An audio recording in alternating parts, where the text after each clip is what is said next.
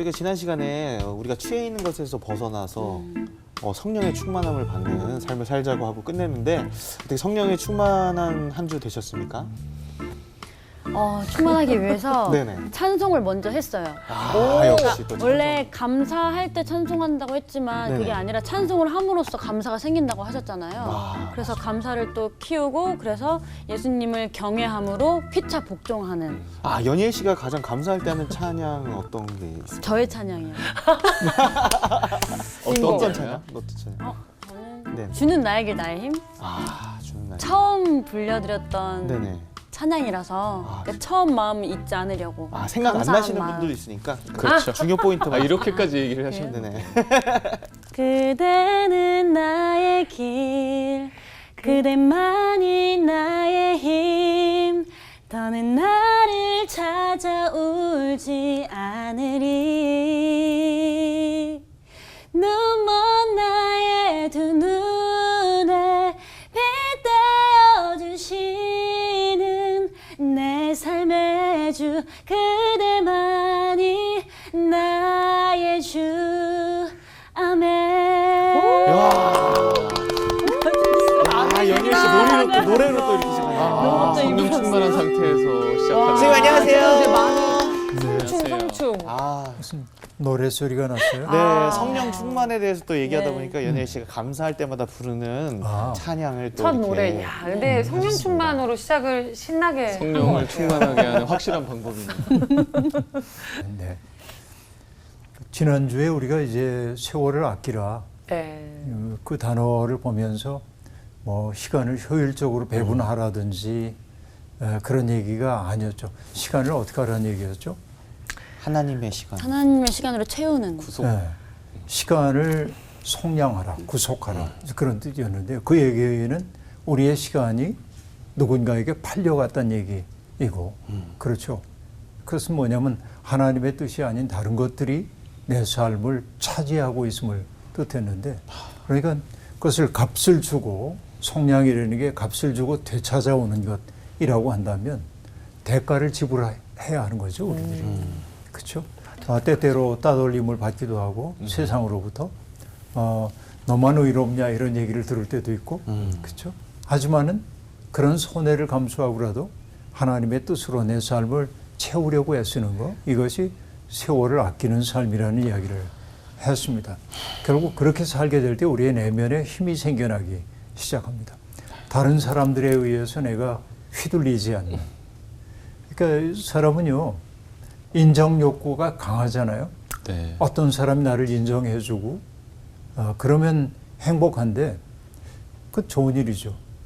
그러나 그 사람이 나를 인정해주지 않은 것 같으면 속상해진다고 한다면 그건 뭐예요? 나의 내면의 자유는 없는 거죠. 언제나 그를 바라보고 살아야 돼요. 그가 나를 어떻게 평가할까? 그렇죠. 여긴 자유가 없는 거죠. 근데 많은 사람들이 자기의 자유를 다른 이들에게 맡기고 삽니다. 내 자유 당신한테 맡길게요. 당신이 칭찬하면 난 행복할 겁니다. 당신이 나를 비난하면 난 불행해질 거예요. 이렇게 살아요.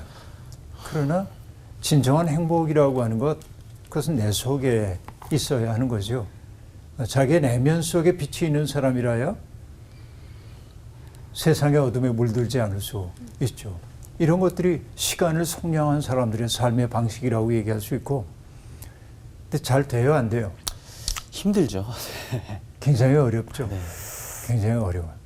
그래서 뭐냐면 우리의 관계에 가장 그 기초가 되는 단위에서부터 그런 삶을 연습하기 시작해야 합니다. 대학에 나오는 팔조문이지만은 우리가 잘 아는 이야기가 있잖아요.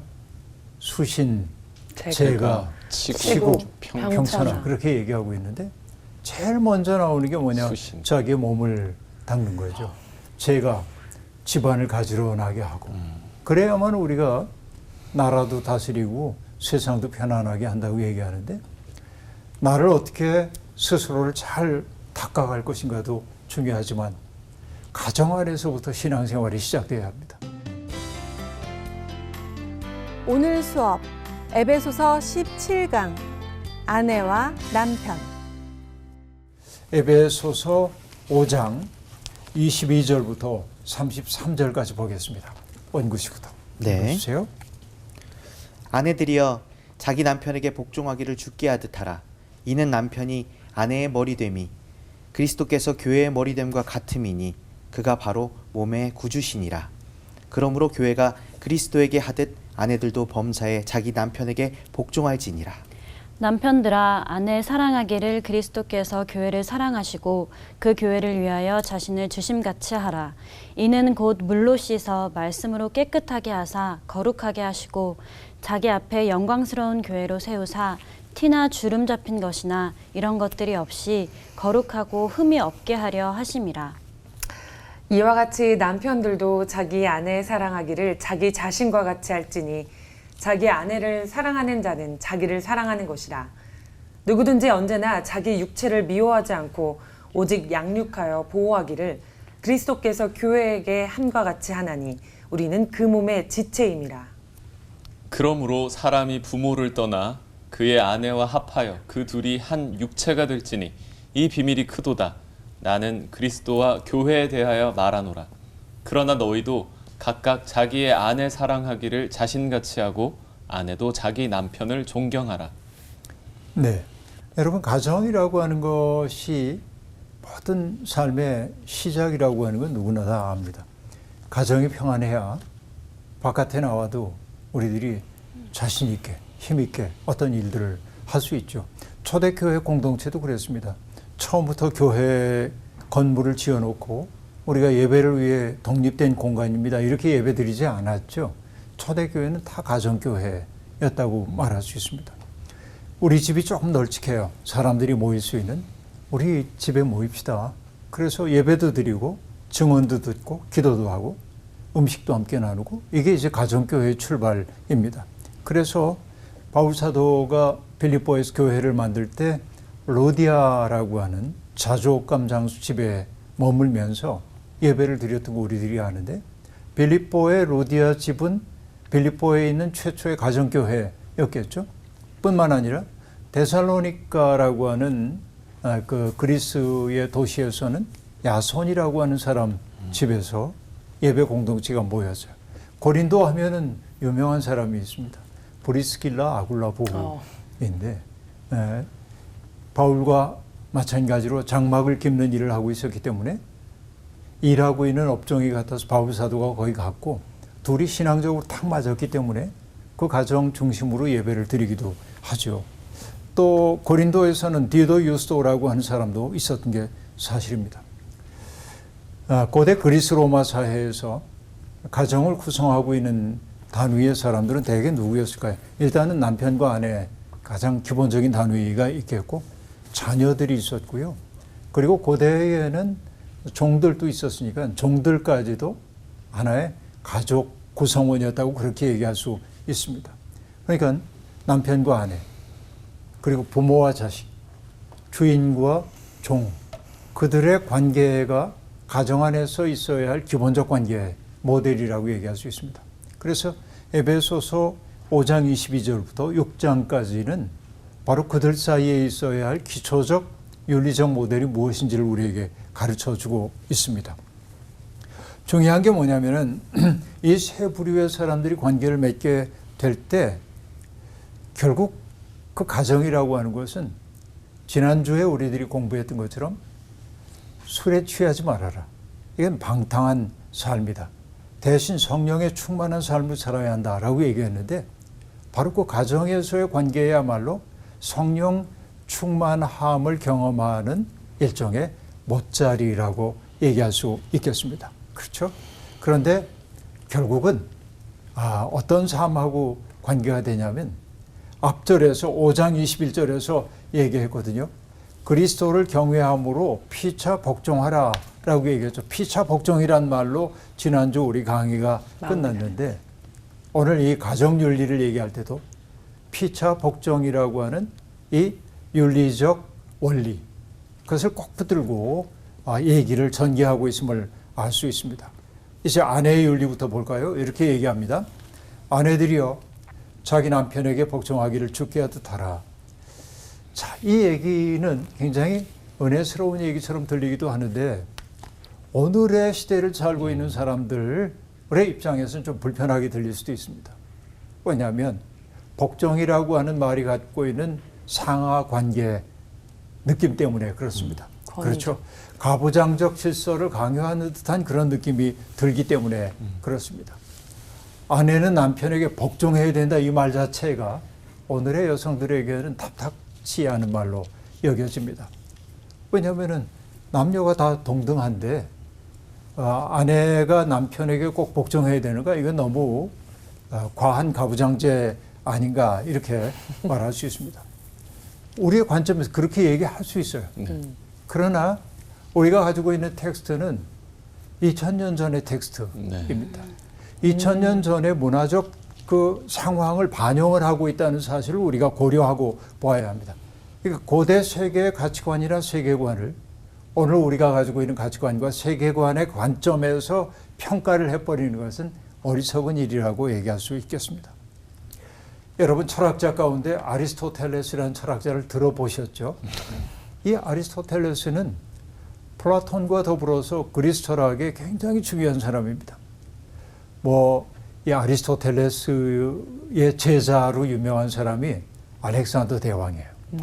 그러니까 이 아리스토텔레스가 많은 연구를 할 수 있었던 까닭 가운데 하나는 알렉산더가 정복하는 나라의 신기한 것을 볼 때마다 자기 스승에게 보내고 했어요.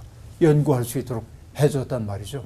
그런데 이 아리스토텔레스조차도 뭐라고 생각을 하냐면 남자가 천성적으로 여자보다 우월하다고 생각했어요. 그 똑똑한 아리스토텔레스도 그래요. 근데 남자가 여자보다 똑똑하다는 증거 없습니다. 그렇잖아요. 요즘 보면 오히려 여성들이 시험에서 두각을 드러내는 경우가 더 많아요. 맞아요. 그러니까 어떤 세계든지 그렇습니다. 시대적 한계 속에 있다는 사실을 인정하고 보기 시작해야 합니다. 그렇죠? 그런데 여기 아내들이여 자기 남편에게 복종하기를 주께 하라 라고 얘기를 할 때 이 윤리의 기초는 복종에 있지 않습니다. 복종이란 말보다 앞서 있는 말이 뭐냐면은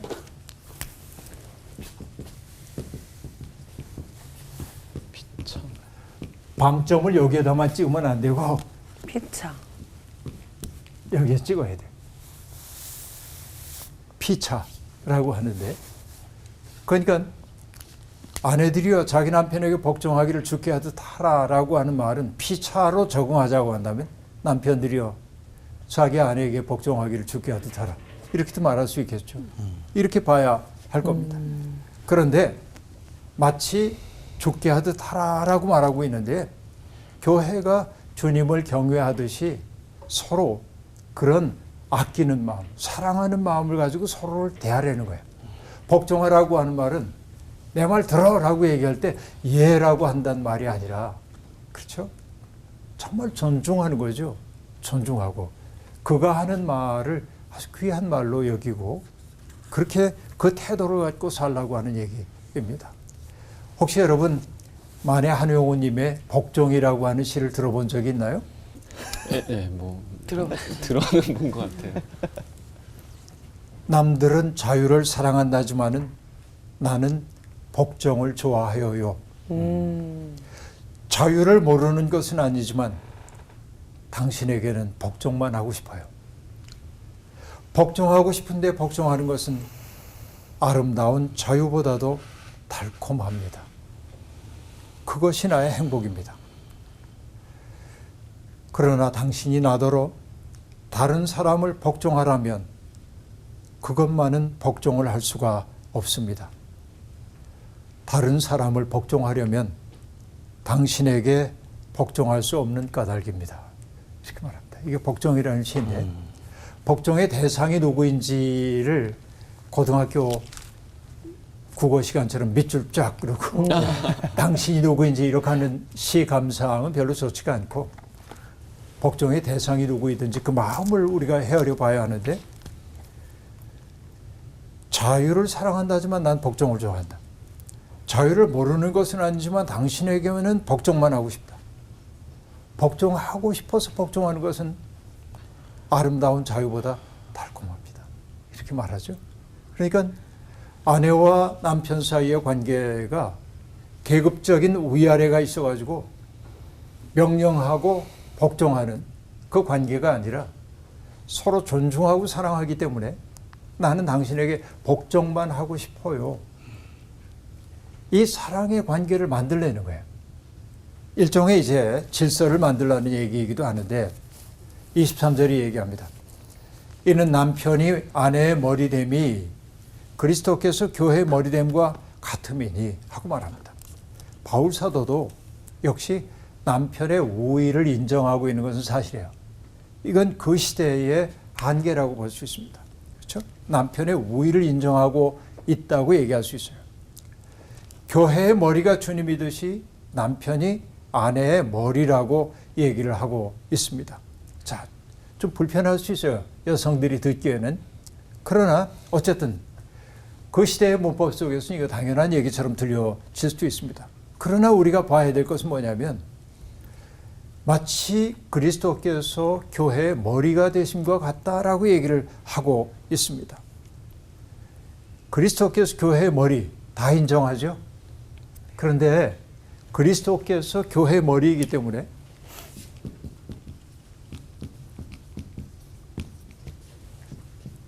그리스도께서 당신 좋으실 대로 했나요? 그리스도께서 교회의 머리이기 때문에 그리스도께서 누군가를 희생시켜서 당신이 배를 불리려고 한 적이 있나요? 아니죠. 그리스도는 어떻게 했습니까? 교회의 머리였기 때문에 책임졌어요. 교회에 대한 책임을 졌어요. 꼭 교회만이 아니고 성도들이죠.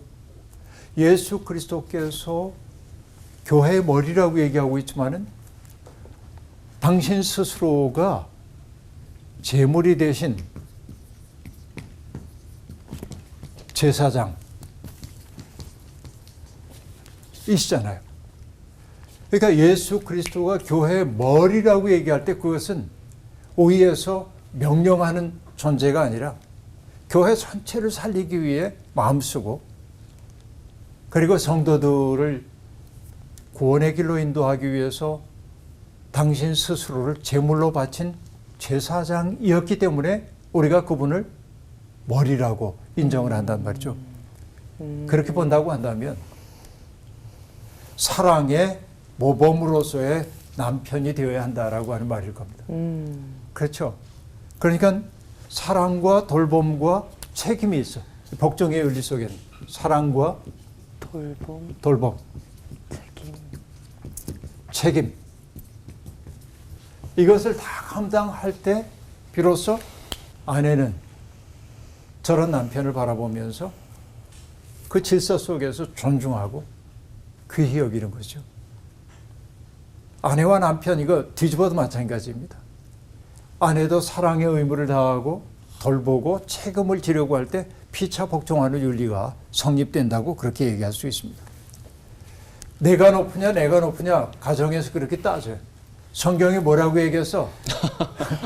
아내는 남편에게 복종해야 된다고 얘기했잖아. 이렇게 얘기할 때 그 사람은 성경을 잘 아는 사람이 아니라 사랑에 실패한 사람. 사랑이 무엇인지를 모르는 사람이라고 얘기할 수 있어요. 그러니까 그리스도가 교회의 머리가 된다고 하는 그 말 속에 담겨있는 의미를 모르는 사람이라고 얘기할 수 있습니다. 그렇죠? 그래요. 그 다음에 남편의 윤리를 얘기하고 있습니다. 아내의 윤리에 비해서 남편의 윤리 얘기가 훨씬 길어요. 남편이 지켜야 할 게 훨씬 많아요. 남편들아, 아내 사랑하기를 그리스도께서 교회를 사랑하시고 그 교회를 위해 자신을 주심같이 하라. 조금 전에 설명했던 그 얘기가 25절에 그대로 지금 나오고 있습니다. 사랑이라고 하는 것은 무엇이죠? 저는 사랑이라고 하는 말을 한마디로 자기를 내어줌.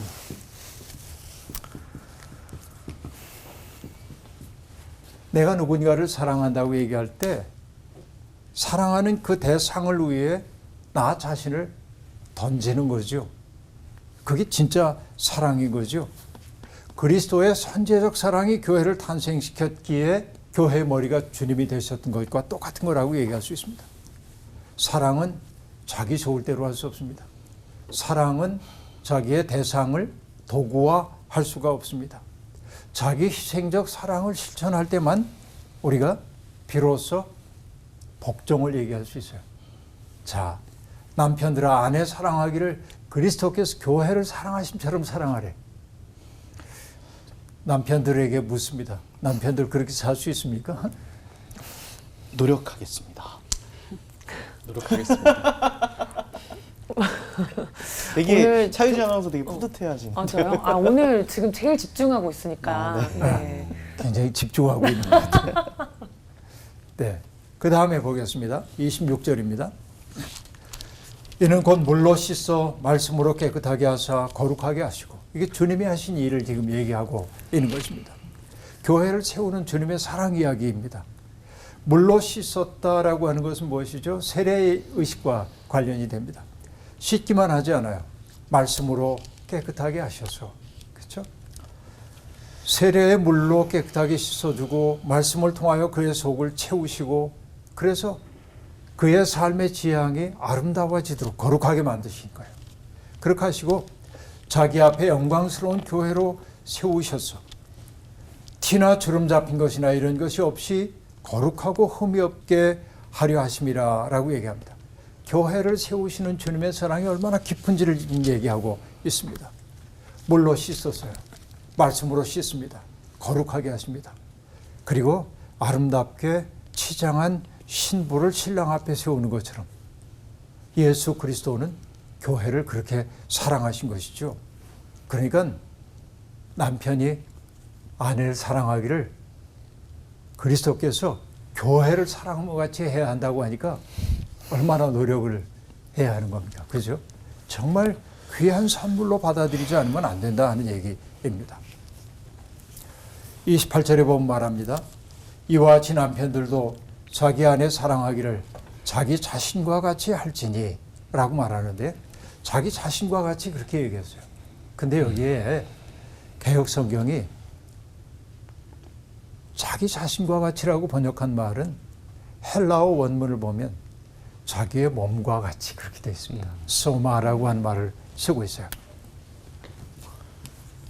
소마.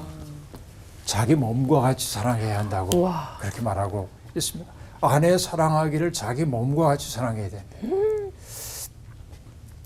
우리가 몸을 어떻게 사랑하죠?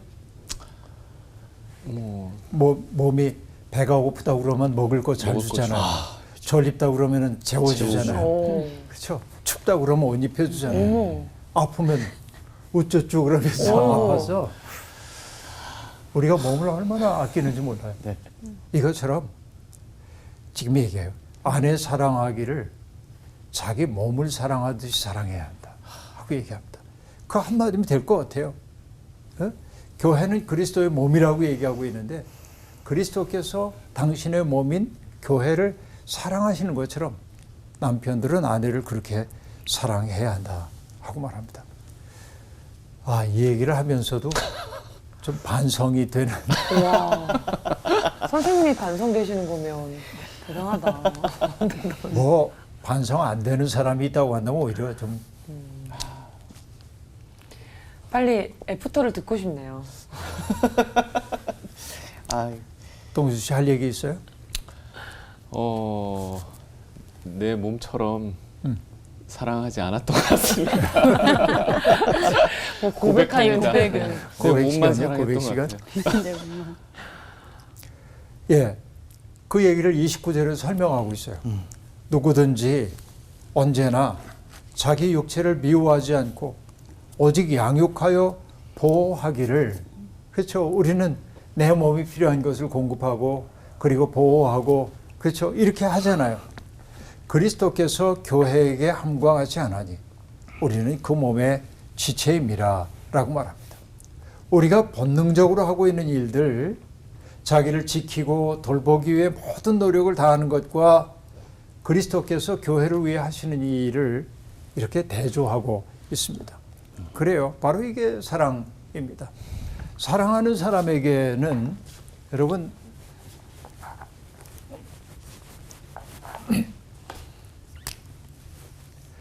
에릭 프롬이라고 하는 사람이 사랑을 얘기할 때 네 가지 속성을 얘기를 합니다. 사랑하는 사람들은 먼저 뭘 하냐면 돌봐요. 케어해 주는 거예요. 서로를 잘 돌봐줘야 돼.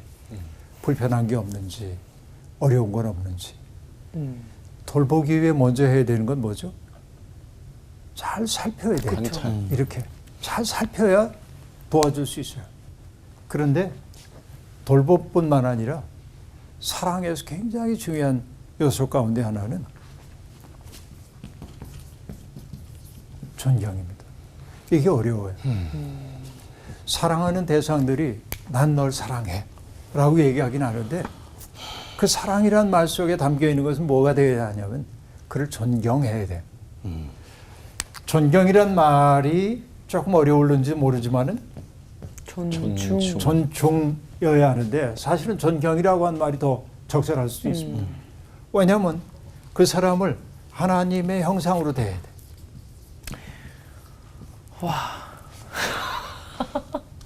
이게 중요하죠. 존경이에요. 그게. 그래서 귀히 여기는 거예요. 존경해야 되고요. 그 다음에 중요한 게 뭐죠? 그에 대해서 책임을 져야 돼. 책임이 없는 사랑이라고 하는 거는 안 돼요. 그러니까 책임이라고 하는 것은 결국 뭐냐면은 그가 발화하고 있는 내면의 아픔 같은 것들을 알아차려서 응답하는 거예요.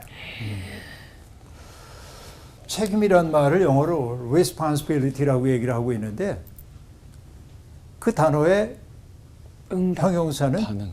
response. response는 응답하다. 응답. 맞네. 내가 누군가를 정말로 사랑한다고 하는 것은 뭐냐? 그가 한 말뿐만 아니라 하지 않은 말이 무엇인지를 알아차리고 맞아, 중요해.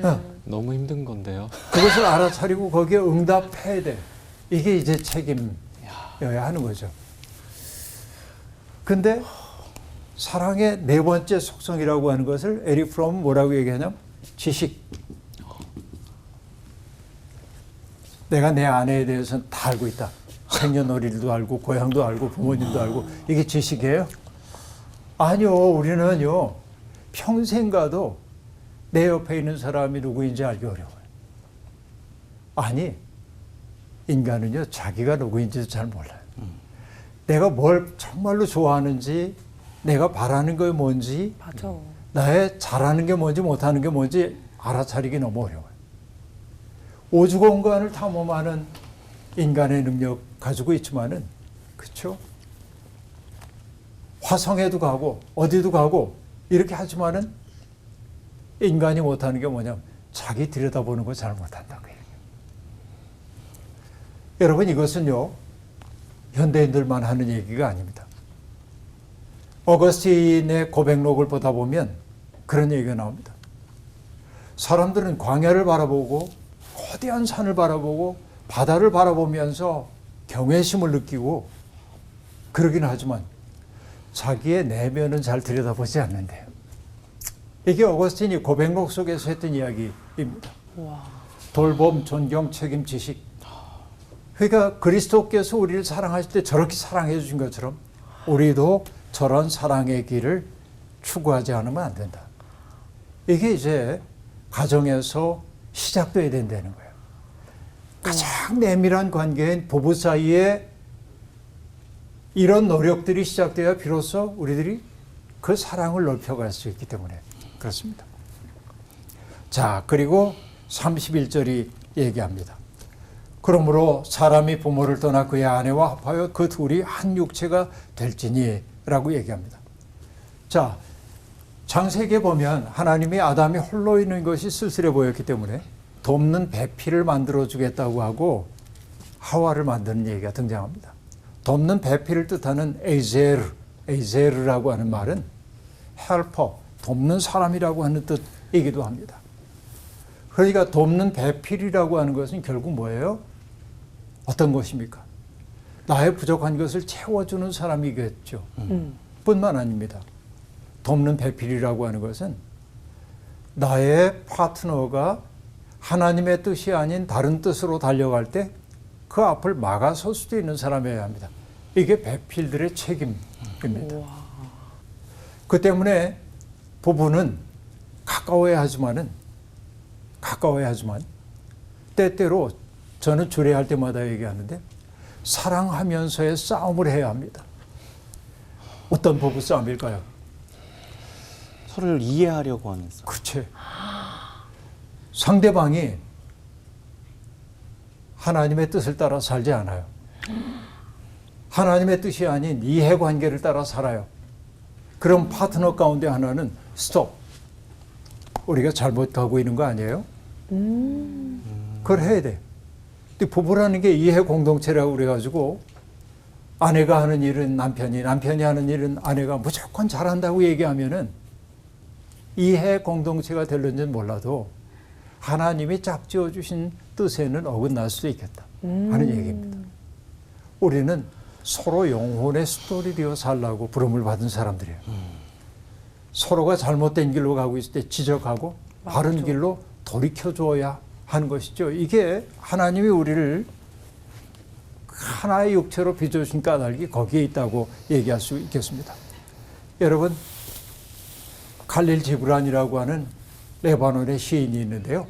그 칼릴 지브란이 결혼에 대하여라고 하는 시를 썼습니다. 들어보세요. 네. 이렇게 씁니다. 함께 있을 때 거리를 두어라. 그리하여 바람이 너희 사이에서 춤추게 하라. 서로 사랑하되 사랑으로 구속하지는 말아라. 오히려 너희 혼과 혼의 두 언덕 사이에 출렁이는 바다를 놓아두라. 서로의 잔을 채워주되 한쪽의 잔만을 마시지 말고 서로의 빵을 주되 한쪽의 빵만을 먹지 말라. 함께 노력하고 춤추며 즐거워하되 각자는 고독하라. 우와. 그 다음에 나오는 얘기가 이렇습니다. 현악기의 줄들이 하나의 음악을 만들되 줄은 각각 따로 있듯이. 현악기의 줄들이 하모니를 만들어내지만 줄은 따로따로 있잖아요. 그리고 얘기합니다. 서로의 가슴을 주라. 그러나 서로의 가슴 속에 묶어두지는 말지니 오직 큰 생명의 손길만이 너희의 가슴을 간직할 수 있다. 큰 생명은 누구예요? 하나님이에요. 그분만이 우리를 소유해야 돼. 그래서 말합니다. 함께 서 있으라. 그러나 너무 가까이 서 있지는 말라. 사원의 기둥들은 서로 떨어져 있고 참나무와 삼나무도 서로의 그늘 속에선 자랄 수 없으니 라고 말합니다. 우와. 저는 이게 굉장히 중요하다고 생각해요. 결혼하여 살다 보면 닮잖아요, 모습도. 맞아, 진짜 왜? 닮아. 먹는 음식도 비슷하고 또 감정도 공유하잖아요. 이 사람 슬프면 나도 슬퍼지고 어떤 일에 화를 내면 나도 화가 나고 그러다 보니까 닮아요. 부부가 오래 살면 닮는 까닭이 그런 거예요. 진짜 닮아. 시간을 함께 보냈기 때문에. 그런데 우리에게 더 중요한 것은 서로를 닮는 것도 중요하지만 하나님의 마음을 닮는 게 더 중요한데, 그렇죠? 그러기 위해서는 부부들이 서로에게 영혼의 파수꾼 역할을 해줘야 돼. 영혼의 파수. 그래, 그렇게 하는 게 우리 가정 경제에 도움이 될지 모르지. 그러나 하나님이 기뻐하시지는 않을 것 같아. 라고 말하는 순간 그 가정 속에 자유의 바람이 좀 들어오지 않을까 하는 생각이 드는데 바로 이게 이제 결혼의 신비라고 생각을 합니다. 자, 그래서 사람이 부모를 떠나 그의 아내와 합하여 그 둘이 한 육체가 될지니 결혼의 신비에 대한 이야기를 한 다음에 32절과 33절 이 비밀이 크도다. 나는 그리스도와 교회에 대하여 말하노라. 그러나 너희도 각각 자기의 아내 사랑하기를 자신같이 하고 아내도 자기 남편을 존경하라 라고 말합니다. 결혼 관계를 단순히 사랑하는 두 사람의 결합만으로 이해하는 게 아니라 그리스도와 교회의 연합처럼 하나님의 섭리 속에서 일어나는 사건이 되도록 해야 한다는 거예요. 이게 결혼에 대한 이야기입니다. 그러니까 그 결혼 관계에서 가장 중요한 것이 두 가지가 있는데 하나는 사랑이고 또 하나는 존경입니다. 저 존경을 뜻하는 포베오마이라고 한 단어는 두려워하다에 가까운 뜻이에요. 두려워하다. 그러니까 무서워 그런 얘기가 아니고 경외. 정말로 그의 존재를 귀히 여기기 때문에 그런 태도인 것이죠. 그에게 맡겨져 있는 책임을 그가 감당하고 있는 이런 역할들을 경외심을 품고 바라보는 것. 그렇죠? 이것이 부부간의 관계에 가장 기초가 되어야 한다고 그렇게 얘기를 하고 있습니다. 자, 오늘 얘기에서 우리가 오해하지 말아야 될 것 몇 가지 있었죠. 첫째는 뭐냐면은 2000년 전에 사회 문화적인 배경 속에서 만들어진 텍스트를 오늘의 우리의 관점을 가지고 옳으니 그르니라고 얘기하는 것은 성경에 대한 과한 지적이라고 얘기할 수 있겠고, 그렇죠? 그렇기 때문에 중요한 것은 뭐죠? 이 텍스트를 존중하면서 텍스트 속에 담겨 있는 가장 기본적인 뜻이 무엇인지를 밝혀서 그것을 오늘의 우리의 삶 속에 적응하는 일이라고 얘기했고, 그렇게 본다고 한다면 상호와 관계를 지키며 살라는 말이라기보다는 서로의 책임을 존중하고 또 그것을 인정하고 사랑으로 보살피는 그 모든 책임을 짊어진다는 측면에서 부부간의 상호윤리가 존경과 사랑이어야 한다고 하는 이 얘기는 변함없는 진실임을 우리가 알 수 있습니다. 그 부부간의 관계의 가장 아름다운 그 관계의 모델로 제시되고 있는 것이 뭐였죠? 그리스도가 그 교회를 사랑하시는 것. 그리스도가 교회의 머리가 되신다고 얘기했을 때 머리라고 해가지고 다른 지체들을 함부로 대하는 것이 아니고 무엇이었어요? 그 지체들을 살리기 위해 스스로를 희생할 수 있는 게 머리였던 것도 우리가 알 수 있죠. 바로 그게 진실한 사랑이다. 부부의 관계에서 가장 중요한 두 가지 단어가 있다고 한다면 뭐였죠? 사랑과 존경. 그렇죠. 이것은 상호와 관계로 얘기하고 있는 것이 아니라 그들이 얼마나 서로에게 책임적인가라고 하는 것을 보여줘요. 사랑한다라고 하는 것은 아까 얘기한 대로 감정만이 아니었어요. 그 사랑하기 위해서는 여러 가지가 필요했는데 돌봐야 돼요. 돌보는 것은 뭐가 필요해요? 사랑의 수고가 필요하고. 그렇죠. 돌봄뿐만 아니라 뭐 해야 되죠? 존경해야 했어요. 그를 하나님이 내게 보내주신 존재로 여기는 것이 존경이라고 얘기했어요. 근데 그러기 위해서 우리에게 필요한 것들은 어떤 것이었죠? 서로에 대한 책임을 지는 것이었어요. 내가 내 삶에 대한 책임지기도 어렵지만은 그러나 하나님의 맺어주신 존재를 내가 책임져야 할 존재로 여겨야 하는 거죠. 그것은 그가 발화하지 않는 말까지 알아차려 응답하려고 하는 태도라고 얘기했습니다. 태도. 그렇죠? 그리고는 나에게 하나님이 맺어주신 그 짝이 어떤 존재인지를 알아차리기 위해 끝없이 노력해야 돼. 이게 지식이라고 얘기할 수 있겠죠.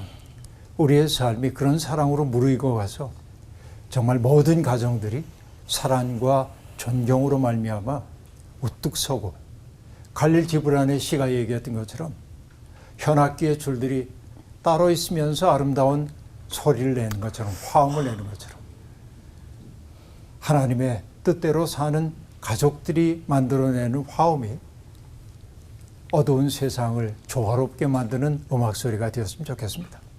오늘 수업 여기서 마칠게요. 고맙습니다. 감사합니다. 오늘 부부에 대해서 깊이 들어본 것 같은데요. 그럼 오늘은 그리스도께서 그 교회에 하신 것 같이 사랑하세요 하고 마무리를 지었으면 좋겠습니다. 좋아요. 그리스도께서 그 교회에 하신 것 같이 사랑하세요. 영혼의 사랑하세요. 파수꾼 또 이렇게 사랑하세요.